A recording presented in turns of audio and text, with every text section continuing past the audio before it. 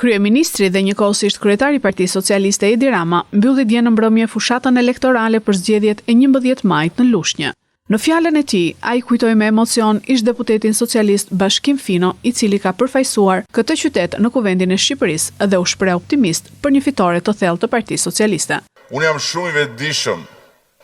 se kemi ende gjëra të mëdha për të bërë së bashku.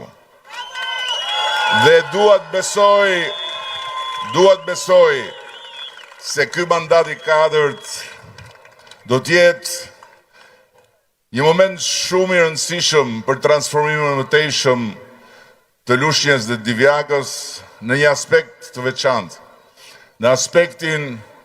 e krijimit të një baze të vërtet të industrisë ushqimore të vendit, në aspektin e krijimit të një rrjeti të vërtet infrastrukture ku të gjitha ato që janë ndërtuar deri më sot, qofshin pika grumbullimi, qofshin pika agropërpunimi, qofshin pika agroturizmi, do të lidhen të tëra dhe do të shtohen si një gjerdan shumë i bukur rreth e rrotull të gjithë territorit.